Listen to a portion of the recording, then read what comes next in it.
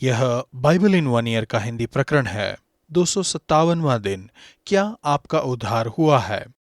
मेरे पास एक तस्वीर है, बिशप वेस्टकॉट में अध्ययन करते हुए खिलाड़ी के पास बैठे हुए। यह मुझे उनके परपोते ने दी थी। 19वीं शताब्दी अंग्रेजी विद्वान bishop B.F. Westcott Cambridge university में देवीयता के राजसीय अध्यापक थे। एक बार एक जोशीला विद्यार्थी उनके पास आकर उनसे पूछने लगा, क्या आपका उद्धार हुआ है? बिशप ने कहा, आह, बहुत अच्छा सवाल, लेकिन मुझे बताओ, क्या तुम्हारा मतलब? और फिर उन्होंने ग्रीक क्रिया बचने के लिए 3 सक्रिय कृंदत रूप का उल्लेख किया, यह बताते हुए कि उनका उत्तर इस पर निर्भर होगा कि इन तीनों में से कौन से विद्यार्थी के दिमाग में था।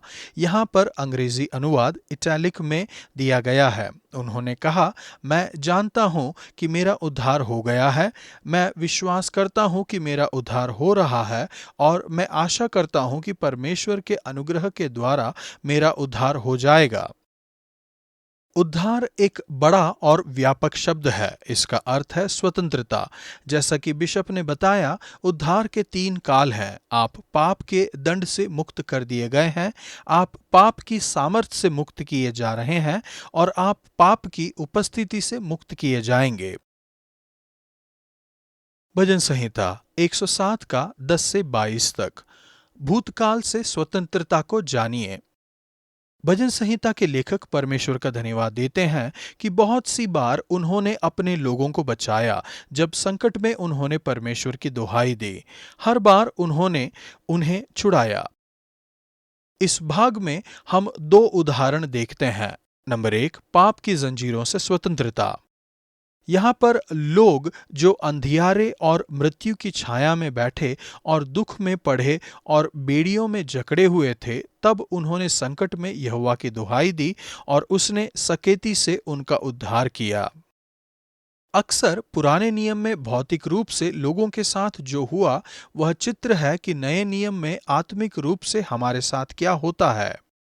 पाप अंधियारा और मृत्यु की छाया को लाता है। यह व्यसनी है। यह हमारे हृदय को बंदी बनाता है। क्रूस पर यीशु ने बंधनों को तोड़ दिया। वह आपके पापों को क्षमा करते और आपको मुक्त करते हैं। चार्ल्स विस्ले की तरह आप घोषणा कर सकते हैं, मेरे बंधन टूट गए, मेरा हृदय मुक्त हो गया, मैं उठा, आगे बढ़ा और तेरे पीछे चलने लगा। नंबर 2, मृत्यु के भय से स्वतंत्रता। भजन संहिता के लेखक आगे कहते हैं कि फिर से उन्होंने बलवा किया और मृत्यु के फाटकों के पास चले गए। फिर से उन्होंने परमेश्वर की दुहाई दी और उन्होंने उन्हें छुड़ाया। उन्होंने अपना वचन भेजा और उन्हें उस व्यवधानों से चंगा किया। दोबारा यह उनकी परछाई है जो यीशु ने आपके लिए की। उनकी मृत्यु और पुनरुत्थान के द्वारा वह आपको कब्र और मृत्यु के डर से बचाते हैं। आप मृत्यु से स्वतंत्र हैं, मृत्यु के डर से और उन सभी डरों से जो इसके साथ जाती हैं। इसमें कोई आश्चर्य नहीं कि भजन संहिता के लेखक ने लिखा, लोग यहोवा की करुणा के कारण और उन आश्चर्य कर्मों के कारण जो वह मनुष्यों के लिए करते हैं, उनका धन्यवाद करें और वे धन्यवाद बलि चढ़ाएं और जय जयकार करते हुए उनके कामों का वर्णन करें। परमेश्वर, कैसे मैं आपका धन्यवाद करूं कि आपने मुझे पाप और व्यसन के बंधनों से छुड़ाया। आपका धन्यवाद कि मुझे कभी भी मृत्यु से डरने की आवश्यकता नहीं है, क्योंकि यीशु आपने मृत्यु पर जय पाली है, आपकी मृत्यु और पुनरुत्थान के द्वारा। नया नियम, गलातियों 1 का 1 से 24। वर्तमान समय में स्वतंत्रता का आनंद लें। आपके उद्धार को एक बड़ी कीमत देकर जीता गया है। यीशु ने अपने आप को हमारे पापों के लिए दे दिया, ताकि हमारे परमेश्वर और पिता की इच्छा के अनुसार हमें इस वर्तमान बुरे संसार से छुड़ाएं। गलातियों के लिए पत्र उस समय के विरुद्ध लिखा गया जहां पर सुसमाचार की स्वतंत्रता खतरे में थी। यह पौलुस का एक आरंभिक पत्र है, संभवतः AD 48 में लिखा गया। पौलुस रोष से जल रहे हैं क्योंकि सुसमाचार की स्वतंत्रता खतरे में है। स्वतंत्रता को जीतना कठिन है और आसानी से इसे हारा जा सकता है। लोगों को नियंत्रित करने के माध्यम के रूप में धर्म का इस्तेमाल किया जा सकता है। तरतूस के शाऊल ने इसी तरह से इसका इस्तेमाल किया। फिर वह यीशु से मिले और कुछ अलग सुधार का अनुभव किया, एक स्वतंत्रता जो अंदर से आती है। सुसमाचार का संदेश स्वतंत्रता का संदेश है। आप पाप, आत्मग्लानि, शर्म, व्यसन और मृत्यु से स्वतंत्र हैं। नियम के कामों के द्वारा आप निर्दोष ठहराए जाने से भी स्वतंत्र किए गए हैं। आपको खतना करने की जरूरत नहीं है। एक उचित मसीह बनने के लिए आपको पहले एक यहूदी मसीह बनने की जरूरत नहीं है। इस पत्र में पौलुस का जोशीला रोष इस तथ्य के द्वारा समझाया जाता है कि सुसमाचार की स्वतंत्रता खतरे में थी। अपनी आरंभिक यात्रा में उन्होंने गलातियों में रोमी प्रांत में बहुत से चर्च की स्थापना की थी। उन्होंने उन्हें यीशु के बारे में बताया जो हमें मुक्त करते हैं। उन्होंने इस स्वतंत्रता का अनुभव किया। कुछ सालों बाद कुछ धार्मिक लीडर्स आकर पौलुस के दृष्टिकोण और अधिकार पर प्रश्न उठाने लगे और ऐसे नियम और कानून को बताने की कोशिश करने लगे जो गलातियों के नई नींव स्थापना के स्वतंत्रता को छीन लेगा। वे कह रहे थे कि यीशु में विश्वास करना काफी नहीं है, आपको खतना भी करना होगा। वे इस बात की सीमा निर्धारित कर रहे थे कि एक सच्चा मसीही होने का अर्थ क्या है, बहुत ही कठिन तरीके से। आज कुछ लोग ऐसी सीमाओं को तय करने की कोशिश करते हैं। वह कहते हैं कि एक मसीह होना काफी नहीं है, तुम्हें हमारी तरह बनने की आवश्यकता है। आपको सुसमाचार प्रचारक या कैथोलिक या प्रोटेस्टेंट बनने की आवश्यकता है। आपको उनकी तरह बनना पड़ेगा। वे जो कोई हैं, एक उचित मसीह बनने के लिए आपको एक विशेष प्रकार का मसीह बनना पड़ेगा। लेकिन यीशु में विश्वास काफी नहीं है। आपको इसमें खतना या किसी दूसरी चीज को जोड़ने की आवश्यकता नहीं है। मसीह के प्रकार के बजाय एक दूसरे को यीशु में विश्वास के आधार पर ग्रहण करें। पौलुस अपना खुद का अनुभव बताते हैं कि कैसे उन्हें यीशु में यह स्वतंत्रता मिली और कैसे वह ऐसे एक व्यक्ति जो परमेश्वर के चर्च का सताव करता था और इसे नष्ट कर रहा था, ऐसे व्यक्ति से बदलकर वह बन गया जो उस संदेश का प्रचार कर रहा था जिसे उसने नष्ट करने की कोशिश की थी। पौलुस का परिवर्तन हमें याद दिलाता है कि कोई भी परमेश्वर की पहुंच से दूर नहीं है, यहाँ तक कि दाएश का एक सदस्य भी नहीं। क्या आपने कभी आश्चर्य किया है कि क्या परमेश्वर आपका इस्तेमाल कर सकते थे? क्या आपने कभी सोचा कि भूतकाल में जो आपने किया था शायद से वह आपको अयोग्य ठहरा दे?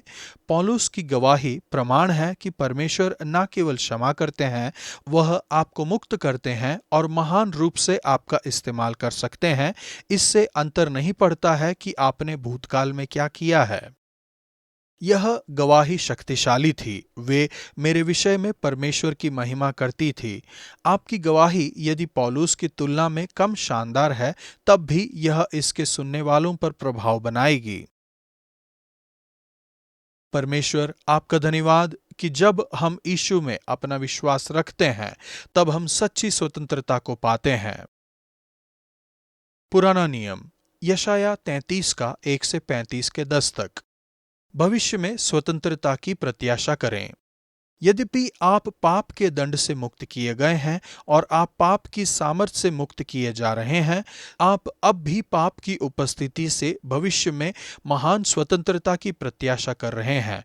इस जीवन के संघर्ष से आप ऐसे समय का इंतजार कर रहे हैं जब आपको अनंत आनंद मिलेगा और दुख और शोक हटा दिए जाएंगे। यशाया एक झुलसे हुए जंगल का चित्र दिखाते हैं, लेकिन फिर वह प्रत्याशा करते हैं कि कैसे जंगल एक समृद्ध बगीचे में बदल जाएगा। जंगल और निर्जल प्रदेश प्रफुल्लित होंगे। मरुभूमि मगन होकर केसर के समान फूलेगी। उसकी शोभा लबानोन की सी होगी और वह करमेल और शारोन के तुल्य तेजोमय हो जाएगी। परमेश्वर के लोगों के लिए जैसे ही उन्हें बेबीलोन में बंदी बनाकर ले जाया जा रहा था, वे प्रत्याशा और इस आशा के साथ बाट जोह रहे थे कि परमेश्वर उन्हें छुड़ाएंगे और यरूशलेम की स्वतंत्रता में वापस लाएंगे। तब भी यशाया 35 में यह चित्र एक भौतिक घर के वापस आने से कहीं बढ़कर है। यह परमेश्वर के लोगों की एक भविष्यवाणी है जो अपने अनंत घर में लौट रहे हैं। यशाया लिखते हैं कि कैसे यहोवा के छुड़ाए हुए लोग लौटकर जय जयकार करते हुए सियोन में आएंगे और उनके सिर पर सदा का आनंद होगा। वे हर्ष और आनंद पाएंगे और शोक और लंबी सांस का लेना जाता रहेगा। और इस्राएल के लोगों की तरह जैसे ही आप भविष्य में स्वतंत्रता की प्रत्याशा करते हैं, तो आपको कैसे इंतजार करना चाहिए? गुस्से में, अविश्वास में, नकारते हुए, मना करते हुए? यशाया हमें दो आदेश देते हैं कि कैसे इंतजार करना है। नंबर 1, मजबूत बनो।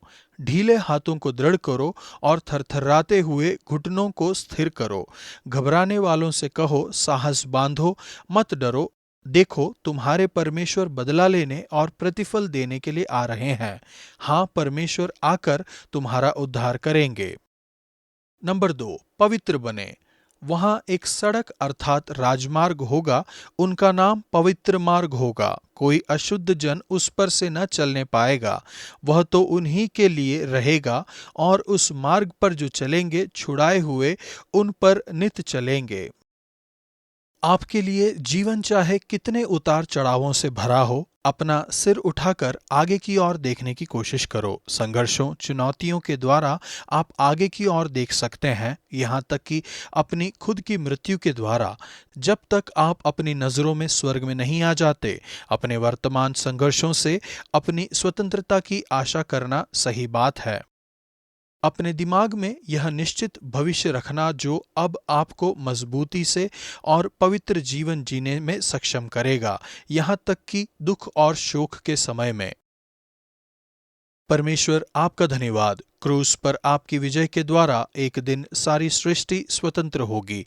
जैसे ही मैं आज इस दिन का इंतजार करता हूँ, हर सुबह मेरी सामर्थ बनिए।